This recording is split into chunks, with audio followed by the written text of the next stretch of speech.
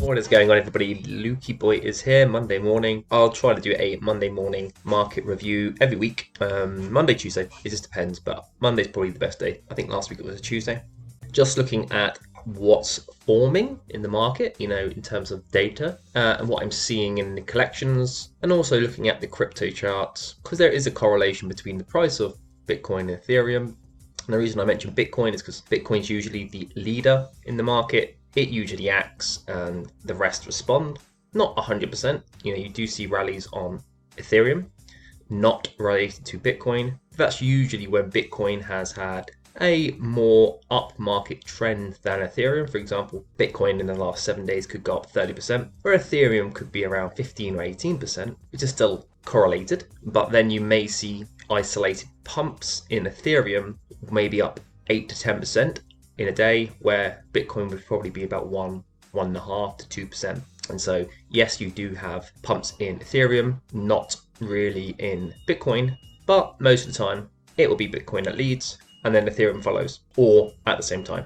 So you'll probably see a very similar chart in terms of crypto prices and action, usually across the board. Not 100%. There are changes to do with altcoins, Bitcoin. When Bitcoin's had a massive pump, altcoins usually surge afterwards, or with it. There's lots of things that you can just view and see in the charts if you have the time to do that. Obviously, there's a correlation to the NFT market, so I'll be going over that. But let's just have a quick look what we're looking at now. So, yes, I am using OpenSea data. I will show you something on LooksRow in a sec just to explain why I'm not necessarily using that. But this is more where most people do their activity on OpenSea, and that will change over time. People will obviously migrate across to other platforms. In a year's time, it could be completely different. But for now, we are using this because it gives you, even if it's not 100% of the market, it's the majority of the market. So, let's start with this one. This is interesting. So we're 7 days into, what month are we in? March?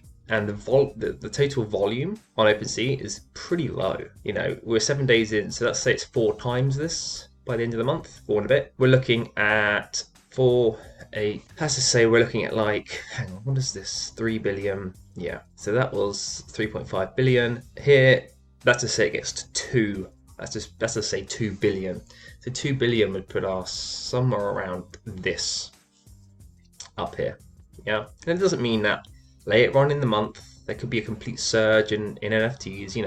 There's no way to sort of tell as such. All you can do is paint a picture as time goes on, and then get an idea of, in theory, what you want to do based on the current situation. Because obviously anything can happen. It can go. It could, the daily volume could plummet to what we're seeing now as a daily volume, and it could be an extended bear market, for example. I mean, this is not really a bear market right now. It's more like a consolidation market, which is what I mean by that is things have just chilled off, but they haven't crashed. Now, it depends what you call a crash, of course. But for me, being in the NFT and crypto space for like a gazillion years, it feels, a crash is something that goes from 10 ETH to 1 ETH. Like, it has a 90% down market, 90 to 95% basically down tick, meaning the price goes down that much. That's usually like a bear market in its entirety. So, like, for example, Bitcoin in a full-on bear market will usually go down about 75%. On average, sometimes a bit less, sometimes a bit more. Ethereum, usually 90 to 98% down. So, while we're talking about that, if you want to see what that would be in terms of price, and this is why I like to match and merge all of these things together. If we just go into like a weekly price here, and we just get a little thingy, and let's just go down 90%. Annoyingly, I can't go that low. There we go. We're looking at, this is Bitcoin, sorry. We're looking at a 6,000, it wouldn't happen on Bitcoin, sorry. And we go to 75%, somewhere around like here. This is about 70% for now. Yeah, like 20,000. And that kind of correlates quite nicely to this area here. And let's just make that look a little bit cleaner. Yeah, so it kind of looks around here. Let's just draw a little horizontal for you guys so you can get a little gauge somewhere around here. Yes, you could probably look at it on a daily or monthly or whatever, but I'm just putting a little value out. Yes, it does look like I have I think if it did go down to that, I wouldn't even be surprised. It wouldn't worry me. I would have no care. I actually like that because it just means we're getting, funny enough, the quicker we can get the next bear market out of the way, doesn't matter how long it takes, the quicker we can then get a bull market. because you can see the volume is really low here. These little kind of stick things is how much volume. If you highlight over it, it says volume. You can cut it, basically it appears here. Yeah, volume. In a week there was like $7 billion traded. You can kind of see these are all very similar. But back here there was 30. So you can see up on this up market tick here, it's kind of like astronomical. I mean, literally it went from 3,500 in 2 years ago, and it went up like 1,700%. You know, I mean, what do you expect? Like, it's going to go down 70%, 75%. So I see it as that in terms of Ethereum price, just so we can see. I expect like sub 1,000 is basically my thoughts. Get the little tool. I can imagine it could come even down here to $360 potentially. The thing is, it's hard to judge right now. All I can do is like have a quick peek into the maybe, because, you know, for example, if this comes up and has one more try come into the end of this year and ends around here, let's just say at the end of the year, then obviously because right now it hasn't broken down below this kind of current low formation here, but if it starts to close below there on like a weekly, yeah, like that's probably the indication that it is then coming down over time. It could be like tomorrow, but yeah, but then obviously if it does sort of creep up here, then I would look down and do like a sort of 90%, and actually that wouldn't look too bad, because that kind of then formulates up around here before that explosion, which is kind of similar to what I looked at on the Bitcoin chart, remember, somewhere around here. But again, if this came up, maybe stabbed around 75 grand, then again, I would then reevaluate my position, just go, I don't know, what's 80%. Yes, it does kind of come out at the same kind of prices actually on Bitcoin, so I wouldn't be surprised if at some point it gets down to this. And it's sometimes impossible to really judge on Ethereum because but for example, if you wanted to just do a back test, this is the high of Ethereum, the low was here, and that went down 93%. Yeah, and then you can just go, oh, what was this one? This one, actually, I don't know. This one was like 67, but that wasn't like a proper bear market. You can clearly see this is a prolonged bear market here, even though it looks like nothing. It still went down 70% there. So there's no like perfect, but I just know like the max, because isn't it? Is probably around like that 90-ish%. Anything, it could go down more, but also that's a good place where you could be like, you know what, it's probably burnt through most of its downside. Not to say that it's going to be, you're going to catch it perfectly. You don't really need to. As long as you're closer to that lower, then you don't want to be buying up here. You don't want to be, right now you don't really be buying. You want to kind of see, does it break below this section, or does it kind of like pop back up here, for example, and approach its all-time highs, and then it's probably going to continue from that point. So you don't want to catch it. You don't want to be playing the middle unless you're doing like dollar cost averaging for like the long term, and you're not looking to sell for like ever as in like a prolonged period of time. Fine. But that's just something I look at as an interesting side note. Obviously, looking back here, things have consolidated around this kind of like volume.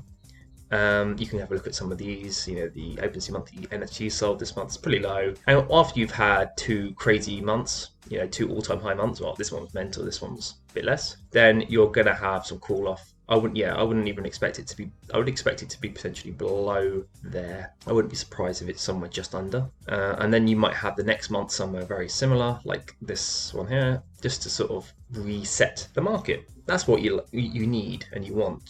And also this then feeds into the longer term outlook of what I'm going to be like, not what I'm going to be looking at, but like it gives me a bit of more of an indication, like, okay, like that's what I had painted the picture to be potentially for the future. Let's see how close my estimations are when we get there in like a month. And if it's really terrible, I'll be like, right, Luke, you're clearly not that great at analyzing stuff. So next time, try to use that experience to give you a better understanding of what happens over time. So that hopefully over like the longer period, I have a better gauge of how the market is acting based on certain indicators. Okay, and if you really wanted to wonder why, like, I wasn't looking at looks rare or something to add into it, I had a quick peek at this a second ago, but it's really that wasn't the one I looked at. It was, I think it was the versus the OpenSea. It just looks really unusual For example, LooksRare versus OpenSea hourly volume. Every 3 a.m. or 4 a.m. it has a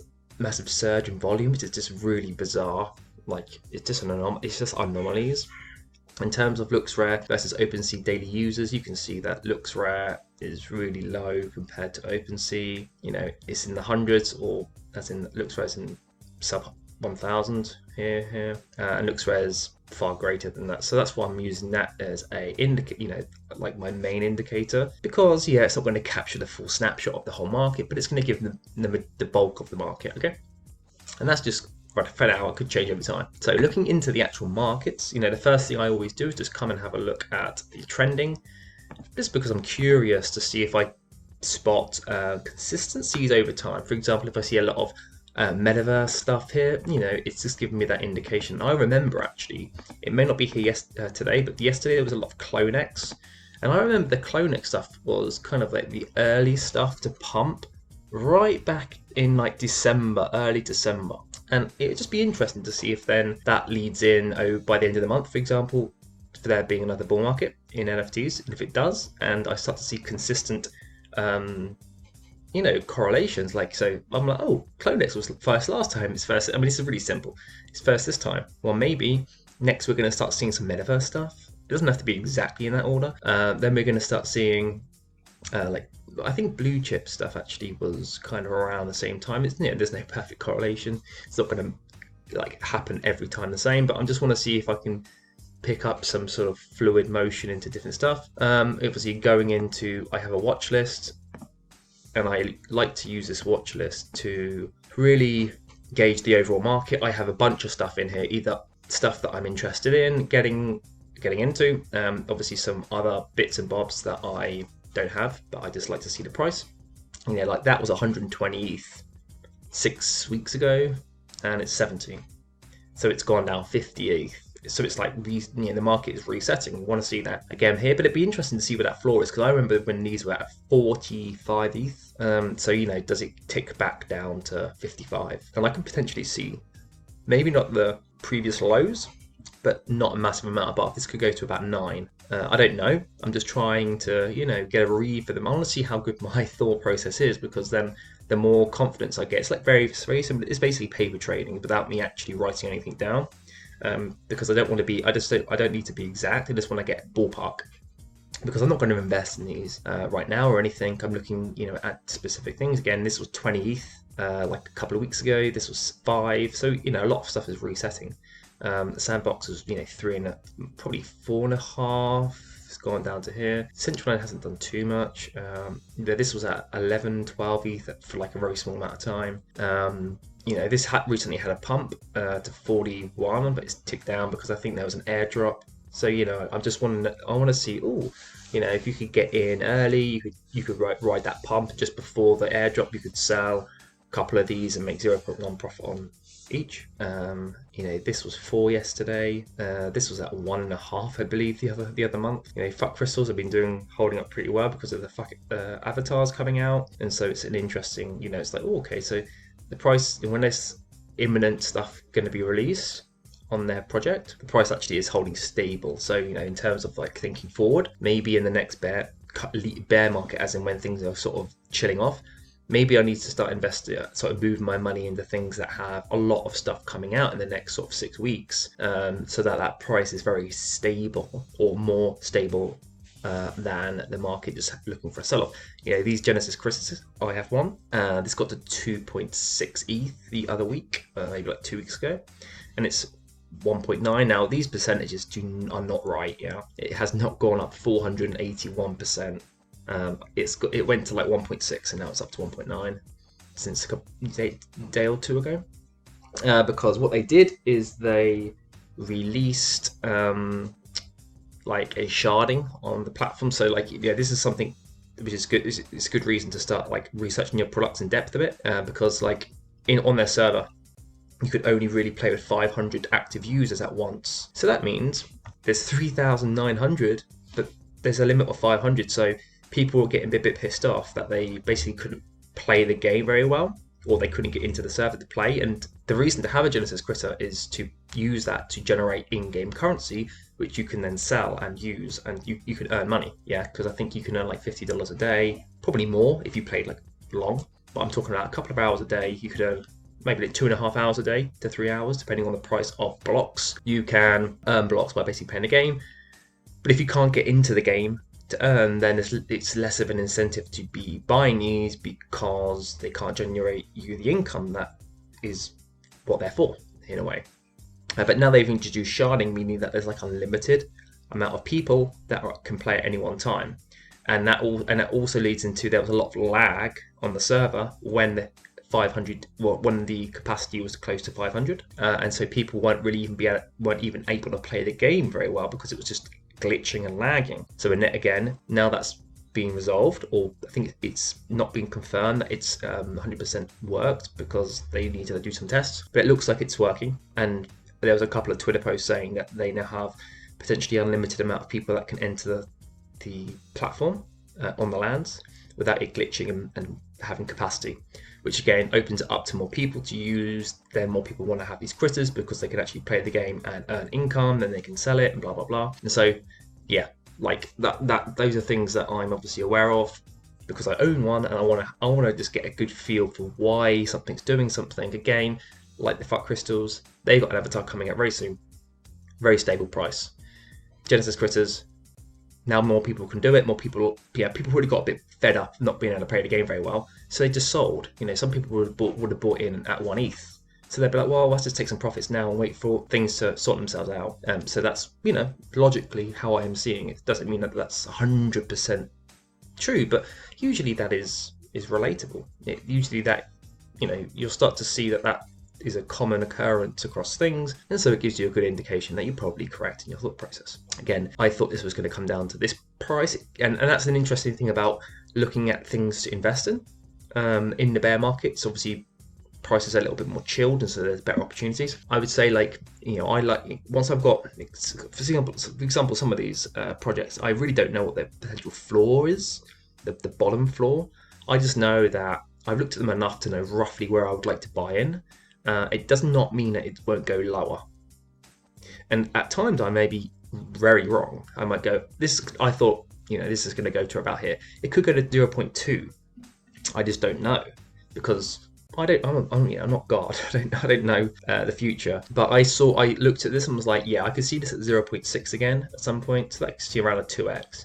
It doesn't mean it won't go lower. And again, if you want to be super conservative, you could literally just wait and wait and wait and wait and wait. It doesn't mean it's not going to go up at times, but for example, if you went in here and tomorrow it's at 0.3, it doesn't mean you couldn't, in theory, dollar cost average into collections. But how much ETH do you have to play with? If you've got a lot of ETH there, you can dollar cost average down and play it that way. So this could be your entry, and you want to get 3. So you get your first one here. If it goes down again to 0.28, you buy another one in 0.25, for example.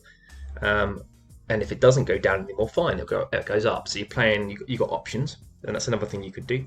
But yeah, I was like, some of these I haven't really looked into much. I literally just added these because I like the concept, but I haven't really researched anything and haven't really paid attention too much. These, I remember holding these for a good while, but they were kind of stagnant. Doesn't mean that I didn't see potential in them. They were just not doing a lot. Yeah, that's I was flipping these a lot in the bear market of like November, was it? Between 0.4 and 0.665 or 0.6. These plots are related to the Genesis critters, wherever those things were. And the reason that this price is relatively low is because, one, again, it's correlated to people not actually being able to play the game very well. So, there was probably less demand overall with the people looking to accumulate. People can accumulate at a cheap price, but if you're buying a land, you can barely play it. Some people probably just sell the land because they're like, oh, sod this, it's not working. Where in theory, I would think the opposite is a good price to buy. And also there is 22,000 lands on the Genesis land patch, like the what you can buy, and so there isn't even all the lands minted. And obviously, when that happens, it's going to get really interesting because then you can only buy on the secondary market, and they are actually releasing more lands later. I don't know exactly how that's going to work. I guess it could be like a tier 2, so they're cheaper to get in. They maybe earn you less block rewards if you're playing. I have to I need to read up on the version 2 white paper.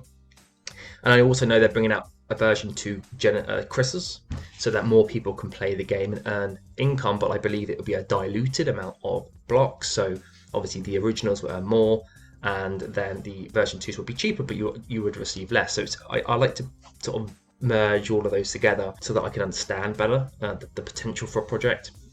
And then as things are released, obviously I'd work it out. Desperate 8 wise, that's a really good one for like long term, but the problem is it's very slow. I've played around with this before and made some sort of play some flips, but it's very, very difficult to. It's kind of like a very much a patience project, and in the NFT space where it's quite quick, it's very easy to get frustrated with that. And I've made some money with these, but it's I see it as a good price. Problem is it's very slow. Yeah, and it can have 1 or 2 days every 1 or 2 months where it just suddenly goes to 1 ETH, but it's so slow the rest of the time. It's so difficult to project or even figure out what's going on with that. So it's good if you've got some spare ETH and you want to just hold something for a long term. Like it could happen tomorrow, but you're willing to hold it for 6 months. But yeah, it's just a bit slow. And so in the NFT space, obviously there's a lot of people have less ETH, and it's easier to probably focus on other things. I got one of these. There was it's a software. I got a 0.3. Again, I didn't buy. The reason I'm not buying a lot now is because I'm kind of waiting and I'm just looking at the market and I'm trying to get a good view of where the bottom-ish is. And I feel it's around here. I still feel a lot of things are going to bleed out a little longer. Not everything, but I still think there's stuff that's a bit overvalued. You kind of want the whole market to kind of rejig itself first, and there's going to be random pumps, right? There's always going to be stuff that pumps. Newer mints that are great, and Invisible Friends, suddenly it was a mint and it was like 9 ETH floor, so you're still going to get all that. But as a general market overview, Galaxy Eggs and Galaxy Warriors, I want to accumulate these over like the long term. So I'm just, when it's ever at a really cheap price, I'll probably just pick up 1 or 2 at a cheapish price, or 1 every so often. Siphon Surge, I'm thinking about getting in on this. Because it's at the price where I used to flip a lot in the previous bear market, and all I would do is go and look for over a day or so, look for something that's rare, like a 2000 rank around the low price, and I would just wait and set it at like 0.32 at some point, because it's not a massive amount of profit, but you can just rotate that. It's not expensive either, and you can rotate that a lot. And the reason I'm not doing that 0.5 challenge yet is because I will do that. I'm just waiting a little longer for the market to find its feet, because at the moment I believe I basically, around this line, I converted some ETH into US dollars. It went on the pump, but I just wanted to protect, not protect, but I wanted to have some liquidity for potential collapse. Down to, let's have a look what we're dealing with. It could even come down here pretty quickly, potentially. Yeah, it could potentially come down here real quick, and then I can I keep saying potentially, but then I could convert that USD and get like 1.5 ETH. The only reason I did that is that yes, this sort of up market could have continued, but then I've got NFTs which are in ETH, so all of my NFT values are going to go up.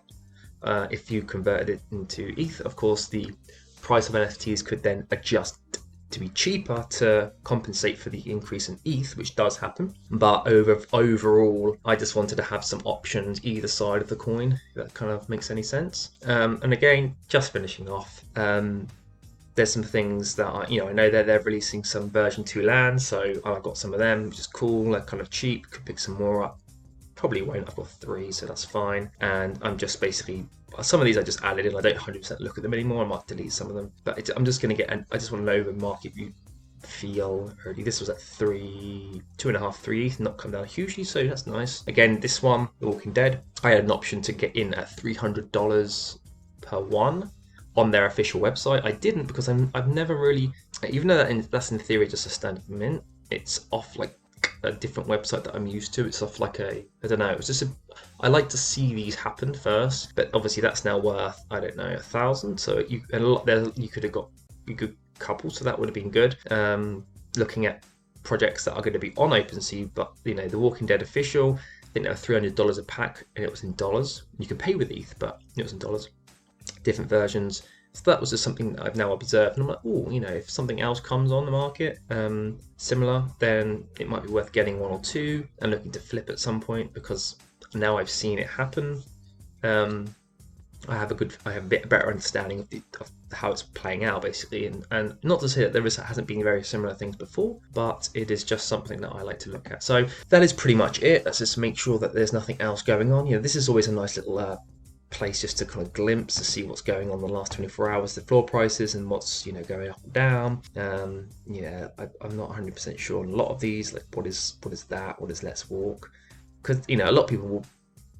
It's just so much going on that I would say not to spend all your time looking at every single thing that's going around. It's just consolidate on something pretty, like start like with gaming, metaverse, or like generative art, or I don't know, utility, or music, or I don't know, whatever you want, and just expand from there so that you don't get overwhelmed with the abundance of random collections and everything. And that's what I suggested to someone the other day, just to start off with, like a core batch of projects, like the best ones within XYZ. Maybe just start off metaverse and watch the prices and get a feel for it, or gaming and all that kind of thing, and then you can expand later on when you've got a good feel for stuff, and you can slowly encapsulate more into your kind of overall market analysis every day, or whatever you're doing.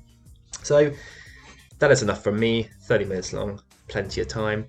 Hopefully you enjoyed it. You got some, insight into what I'm thinking. Doesn't mean that I know everything, of course not. I'm still learning and experiencing things over time, because that is also related to my strategy and my thought process. So everyone should be aware that they should have build their own strategies up, and so not always to look at everything the same as how everyone else does, because it has to be suited to your strategy. But that's enough from me, and I will see you all on the next video. See ya.